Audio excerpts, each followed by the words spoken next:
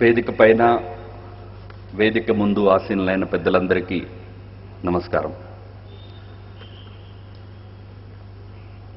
Communal and targeted violence justice and reparations bill అనే పేరుతో parliament ముందుకి రాబోతున్నటువంటి ఒక డ్రాఫ్ట్ బిల్ సందర్భంలో ఈరోజు ఈ కార్యక్రమం జరుగుతోంది. దాని శీర్షికని చూస్తే ఒక విధంగా మంచిదేనేమో, కమ్యూనల్ అండ్ టార్గెటెడ్ వైలెన్స్ దాన్ని నివారించడానికి ఒక చట్టం వస్తే తప్పేముంది అనే భావన కూడా కలగడం సహజం. గౌరవనీయులు శ్రీ ఆంజనేయ రెడ్డి గారు చెప్పినట్లుగా దేశంలో అనేక చట్టాలు ఇప్పటికే మతపరమైన హింసాకాండతో సహా అన్ని రకాల హింసాకాండని నివారించడానికి ఉన్నాయి కదా. ఉన్నప్పటికీ మరొక బిల్లుని తీసుకురావాల్సిన అవసరం ఉన్నదా అనే ప్రశ్న కూడా దానితో పాటే ఉదయించడం సహజం. ఈ బిల్లుని, దీని యొక్క ముసాయిదా అంటే డ్రాఫ్ట్ని తయారు చేసిన వాళ్ళు ఎవరు అనే విషయాన్ని డాక్టర్ హనుమాన్ చౌదరి గారు చెప్పారు. నేషనల్ అడ్వైజరీ కౌన్సిల్ అనేటటువంటి ఒక సంస్థ ద్వారా ఈ ముసాయిదా, ఈ డ్రాఫ్ట్ తయారు చేయబడింది. ఇది కూడా చాలా deceptive name. National advisory council అనగానే అదేదో గవర్నమెంట్ అఫీషియల్ బాడీ ఏమో అనిపించేటటువంటి అనుమానం కూడా, సందేహం కూడా ఉన్నది. నిజానికి it is like Prajna Bharati and social cause. It is like any other NGO. Shrimati Sonia Gandhi గారి నేతృత్వంలో దేశంలోని కొద్దిమంది తథాకథిత మేధావులు ఒక గ్రూపుగా ఏర్పడి, ఆ గ్రూప్ని నిర్ణయించేది కూడా చైర్పర్సన్ గారే. పోనీ ఆ గ్రూప్, ఆ ఎన్ఏసీలో ఎవరెవరు ఉండాలి అనే దాన్ని ప్రధాన అధికార పక్షం వాళ్ళు, ప్రతిపక్షం వాళ్ళు అందరూ కలిసి కూర్చుని ఒక 15 మందిని తయారు చేస్తారంటే అలా కూడా కాదు. చైర్పర్సన్ ఎవరు ఉండాలి అనేది ప్రభుత్వం నిర్ణయిస్తుంది. చైర్పర్సన్ గారు వారు పెర్మనెంట్, శాశ్వతం. వారు అటు కాంగ్రెస్లోనూ శాశ్వతము, ఇక్కడ కూడా శాశ్వతం, ఎన్ఏసీలో కూడా శ్రీమతి సోనియా గాంధీ గారు. మిగిలిన మేధావులందరినీ వారు నిర్ణయిస్తారు. అటువంటి ఒక 12 మంది మేధావులతో కూడినటువంటి ఎన్ఏసీ అనేటటువంటి బాడీ ఈ డ్రాఫ్ట్ని తయారు చేసింది.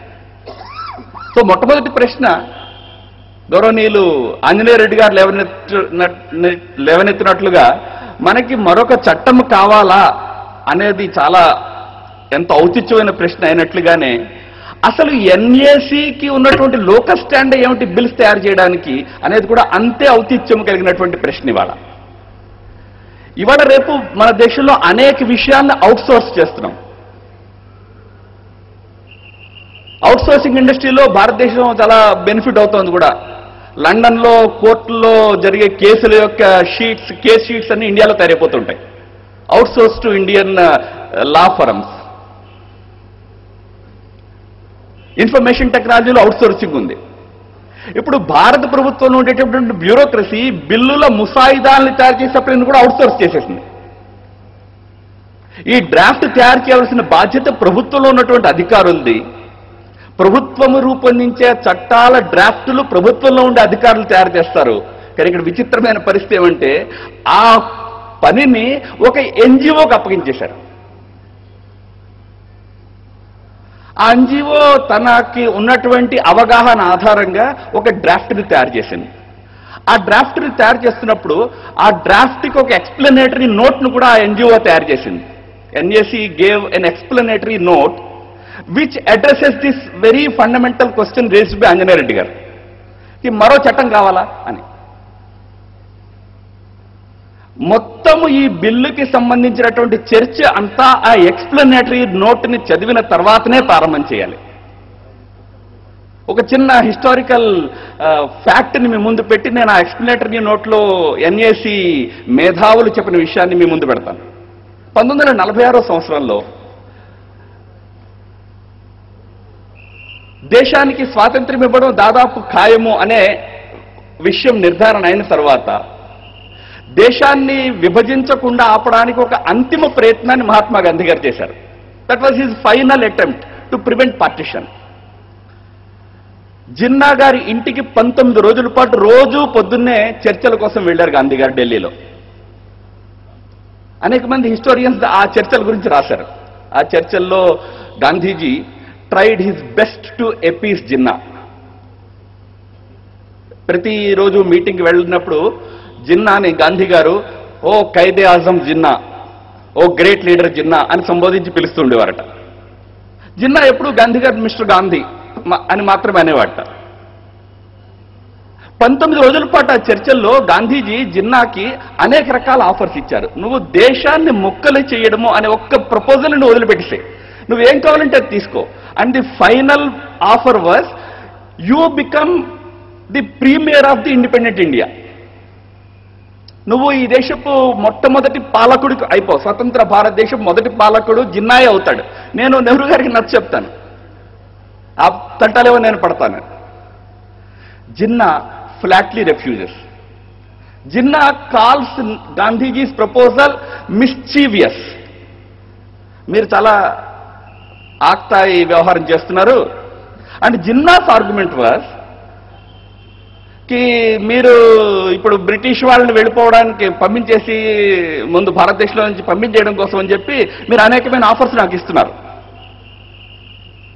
బట్ నాకు తెలుసు భారతదేశానికి స్వతంత్రం వస్తే, ఇవాళ ఉండే రూపంలో స్వతంత్రం వస్తే, it will be A majoritarian India. And your proposal is mischievous. The day British leave this country you will kick me out. మీరు ముందు బ్రిటిష్ వాళ్ళకి తన్ని తగిలేస్తారు, తర్వాత నన్ను తన్ని తగిలేస్తారు. బికాస్ స్వతంత్ర భారతదేశము అధిక సంఖ్యాకుల భారతదేశం అవుతుంది. ఇది ఆనాడు జిన్నా చెప్పిన విషయం. ఎన్ఏసి తన ఎక్స్ప్లనేటరీ నోట్లో ఏం రాస్తుందంటే, ఎందుకని ఇటువంటి ఒక ప్రత్యేకమైన బిల్లు కావాలి అంటే వారిచ్చిన కారణము, భారతదేశంలో ఈ రోజుకు కూడా పోలీసు శాఖలో, ప్రభుత్వ యంత్రాంగంలో, రాజకీయ వ్యవస్థల్లో, నీతి నిర్ధారక యంత్రాంగం అన్నిటిల్లోనూ బహుసంఖ్యాకుల యొక్క ఆధిపత్యమే ఉన్నది. అటువంటి పరిస్థితుల్లో అల్పసంఖ్యాక వర్గాలకి న్యాయం జరగడం వ్యవస్థ ద్వారా అసాధ్యం. ఇది లాజిక్. అంటే ఈ దేశంలో ఉన్నటువంటి ప్రతి ప్రభుత్వ అధికారి by virtue of he belonging to a particular religion he will be biased. The very premises, ప్రభుత్వంలో, పాలనా వ్యవస్థల్లో, పోలీసుల్లో, జ్యుడిషియరీలో అందరూ కూడా మెజారిటీ వర్గాలకు చెందిన వాళ్ళు ఉంటారు కాబట్టి మైనారిటీలకు ఎప్పుడూ అన్యాయమే జరుగుతుంది. ఈ ఆర్గ్యుమెంట్ని కంటెస్ట్ చేస్తూ ఒక టీవీ డిబేట్లో ఎన్ఏసీలో ఈ డ్రాఫ్ట్ చేసినటువంటి మెంబర్స్ని ఒక ప్రశ్న యాంకర్ అడిగాడు. అంటే దాని అర్థం మీరు చెప్తున్న దాన్ని బట్టి మన ప్రభుత్వ వ్యవస్థలో కేవలం ఆర్ఎస్ఎస్ వాళ్ళు, లేకపోతే విశ్వ హిందూ పరిషత్ వాళ్ళు మతత్వాదులు అనుకునే వాళ్ళము, మీరు చెప్తున్న దాన్ని బట్టి అసలు ఉన్న అందరూ మతత్వాదులే అంటే వాళ్ళు చెప్పారా? అందరూ మతత్వాదులే. ఎందుకంటే as a general rule police కానివ్వండి, ప్రభుత్వ యంత్రాంగం కానివ్వండి, మైనారిటీలకి వ్యతిరేకంగానే పనిచేస్తుంది. కనుక వారు చెప్పిన విషయం ఏంటంటే, in order to address this inherent bias in our system, we need a biased law. ఒక బయాస్ని ఎదుర్కోవడానికి ఇంకొక బయాస్డ్ చట్టం కావాలని. ఏ భూమిక మీద ఈ మొత్తము బిల్లు రూపొందించబడిందో ఆ భూమికే ఇంత భయంకరమైనటువంటిది. అంటే జిన్నా వాదము తిరిగి తీసుకొచ్చి మన దేశంలోకి, జిన్నాయిజాన్ని, జిన్నా ఆర్గ్యుమెంట్స్ని తిరిగి తీసుకుని వచ్చి ఈ దేశం లోపల అందరూ మైనారిటీలకు శత్రువులే అనే భూమికి ఆధారంగా ఈ బిల్లు మొత్తాన్ని తయారు చేయడం జరిగింది. కనుక ఈ బిల్లు చాలా ప్రమాదకరమైనది. బిల్లు లోపల అనేక అంశాలు దీని నుంచి ఎక్స్టెండ్ అయినటువంటి విషయాలు. ఈ భూమికి ఆధారంగా అనేక దాంట్లో ఆర్టికల్స్ రూపొందాయి. In the very first place అసలు ఈ దేశంలో మైనారిటీలు ఎవరు, మెజారిటీలు ఎవరు? శ్రీ ఆంజనేయ రెడ్డి గారు ఒక చాలా చక్కటి విషయాన్ని మన ముందు పెట్టారు. అసలు మనందరూ సమానం కదా. Why this whole divide of minority and majority? ఈ బిల్ ఏం చెప్తుందంటే మైనారిటీ మెజారిటీ డివిజన్ కూడా స్టేట్ లెవెల్లో జరగాలని. స్టేట్ లెవెల్లో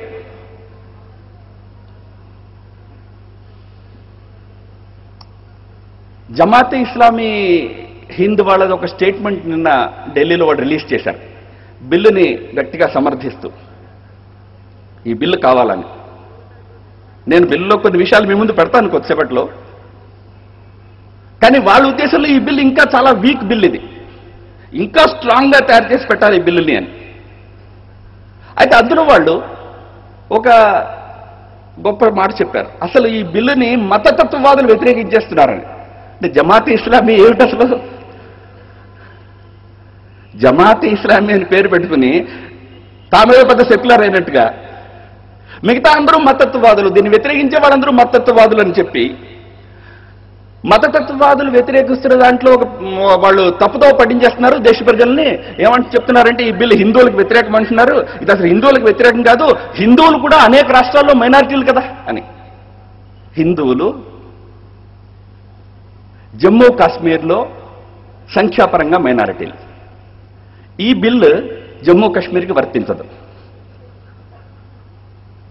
దీంట్లో first article 1 exempts Jammu and Kashmir from the jurisdiction of this bill. మొదటి అధికరణమే. ఇక మిగిలిన రాష్ట్ర నాగాలాండ్లో మైనారిటీలండి, లేకపోతే మేఘాలయలో మైనారిటీ, అక్కడ మీరు చూసుకోండి. The very arrangement of minority majority state level. TV చర్చల్లో అడిగారు, ఏమండి మరి భారతదేశంలో స్టేట్ లెవెల్లో మీరు మెజారిటీ మైనారిటీ డిసైడ్ చేస్తే కేవలం జమ్మూ కాశ్మీర్ 1-2 ఈశాన్య రాష్ట్రాలు వదిలిపెడితే మిగతా మొత్తం భారతదేశంలో ఒక పంజాబ్లో సిక్కులు మెజారిటీ, మిగతా అంతా హిందూ మెజారిటీ కదా. మరి ఈ బిల్లు స్వాభావికంగానే సహజంగానే హిందువులకి వ్యతిరేకమైన బిల్లు అని భావిస్తారు కదా. అంటే ఎన్ఏసీ సభ్యుల దగ్గర దానికి సమాధానం లేదు. యాంకర్కి ఒక మంచి ప్రశ్న అడిగారు. ఆయన ఏమడిగారంటే భారతదేశంలో ప్రభుత్వము కొన్ని సంవత్సరాల క్రితం 4 సంవత్సరాల క్రితము ఒక డేటా కలెక్ట్ చేసింది. మైనారిటీలు అధిక సంఖ్యాకులుగా ఉండే జిల్లాలు ఎన్ని అని చెప్పి భారతదేశంలో 90 జిల్లాలని మైనారిటీ డామినేటెడ్ డిస్ట్రిక్ట్స్గా ప్రభుత్వం ఐడెంటిఫై చేసింది. మరి ఈ 90 జిల్లాలలో ఆ రాష్ట్రంలో మెజారిటీగా ఉన్నవాడు ఆ జిల్లాలో మైనారిటీ కదా. మరి అక్కడ కమ్యూనల్ బెంచ్ మార్కింగ్ స్టేట్. మరి మీరు ఈ చట్టాన్ని తయారు చేసినప్పుడు ఇది అందరికీ వర్తించేటట్టు చేయొచ్చు కదా. ఠీకే, కమ్యూనల్ వైలెన్స్కి ఎగ్నెస్ట్గా ఒక చట్టం కావాలని మీకు అనిపిస్తుంది. Fair enough. భారతదేశంలో ఈ మధ్య కాలంలో కొన్ని చాలా దారుణమైన కమ్యూనల్ వైలెన్స్ ఇన్సిడెంట్స్ జరిగాయి. నిజానికి 2005వ సంవత్సరంలో ఈ బిల్లు యొక్క మొదటి పురిటి నొప్పులు ప్రారంభమైంది 2005లో. అప్పుడు ప్రభుత్వాధికారులు ఈ బిల్లును తయారు చేశారు. వాళ్ళు బిల్లును తయారు చేసినప్పుడు దీనికి పెట్టిన శీర్షిక కూడా వేరు, కమ్యూనల్ వైలెన్స్ ప్రివెన్షన్ బిల్. ఇప్పుడుండే డ్రాఫ్ట్లో ప్రివెన్షన్ లేదండి, జస్టిస్ అండ్ రిపరేషన్స్ అంటే కాంపన్సేషన్, మిగతా న్యాయం సమకూర్చడం అంతే. దాన్ని ప్రివెన్షన్కి ఇందులో విషయం ఎక్కువ లేదు. మరి 2005లో బిల్లు తయారు చేసినప్పుడు ఆ బిల్లు యొక్క నమూనాలో మైనారిటీ మెజారిటీ విభజన లేదు.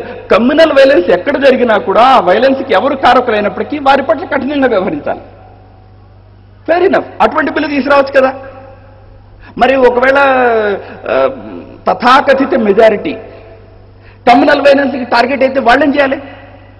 అంటే ఇంటలెక్చువల్స్ ఆఫ్ దిస్ ఎన్ఏసి వాళ్ళ వ్యూ ఏంటంటే, వాళ్ళకి ఆంజనేయ రెడ్డి గారు చెప్పినట్టుగా ఐపీసీ ఉంది కదా, ఇండియన్ పీనల్ కోడ్ ఉంది కదా. మరి ఇండియన్ పీనల్ కోడ్ అందరికీ ఉంది కదా. నేనే ఇండియన్ పీనల్ కోడ్ అందరికీ ఉన్నప్పటికీ కూడా పోలీస్ అధికారులు వాళ్ళు బయాస్ అవుతారు, న్యాయమూర్తులు బయాస్ ఉంటారు, ప్రభుత్వాధికారులు బయాస్ ఉంటారు. కాబట్టి ఒక బయాస్డ్ బిల్లు పెట్టి మైనార్టీలు రక్షించాలి. So the very premise on which this bill is made is so horrible. దాన్ని ఆధారం చేసుకుని ఈ బిల్లులో అనేకమైనటువంటి అంశాలు న్యాయానికి స్థానం లేకుండా న్యాచురల్ జస్టిస్ అంటారు. న్యాచురల్ జస్టిస్కి స్థానం లేదు. అడ్మినిస్ట్రేటివ్ వ్యవస్థ మొత్తానికి ఎటువంటి గౌరవము, ఎటువంటి మర్యాద లేదు. ఈ బిల్లులో ఆర్టికల్ 13 ఉన్నది. ఆర్టికల్ 13 ప్రకారము అంటే ఈ బిల్లు కనుక వచ్చినట్లయితే మన దేశంలో ఏ పోలీస్ అధికారి, ఏ ప్రభుత్వ అధికారి అన్బయాస్డ్ అనే నిష్పక్షపాతంగా ఉండడం సాధ్యమే కాదు. ఈ బిల్లు ప్రకారము ఎవరైనా అధికారి కంప్లైంట్, మైనారిటీ సమాజానికి చెందిన వ్యక్తి కంప్లైంట్ చేస్తే దాని మీద యాక్ట్ చేయకపోతే ఆ అధికారి మీద ఆయన మీద కూడా కేసు నమోదు చేసే వ్యవస్థ ఇందులో ఉన్నది. ప్రభుత్వ అధికారి కావచ్చు, కలెక్టర్, మన వ్యవస్థలో district collector is in-charge of law and order, SP కావచ్చు, డిఎస్పీ కావచ్చు, ఇన్స్పెక్టర్ కావచ్చు. He has to be biased. He has to act.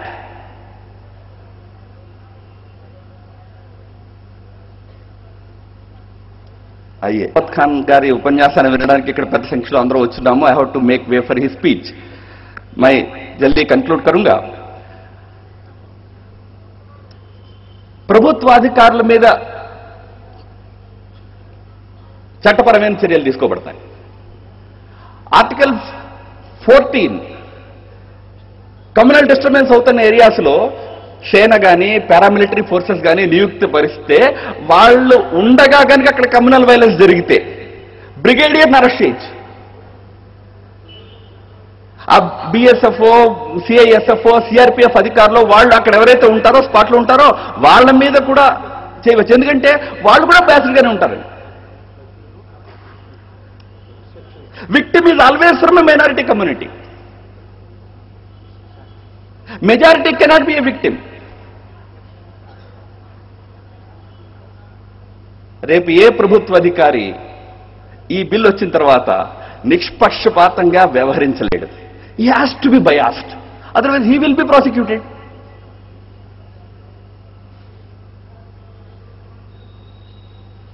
Natural justice says that you are innocent until proved otherwise. This bill says you are guilty until proved otherwise.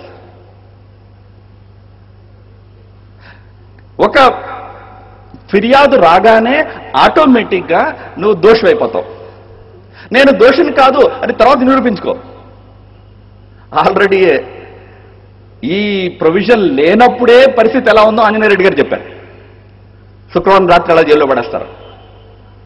ఇంక ఇది వచ్చాక శుక్రవారం రాత్రి పడేయక్కలే, సోమవారం పొద్దున కూడా పడేయచ్చు. ఎందుకంటే you are anyway proved guilty until proved otherwise. Guilt establish చేయడానికి ఎవిడెన్స్ అవసరం అవుతుందండి. సాక్ష్యాలు కావాలి. సాక్ష్యం ఆధారంగా గిల్ట్ ఎస్టాబ్లిష్ అవుతుంది.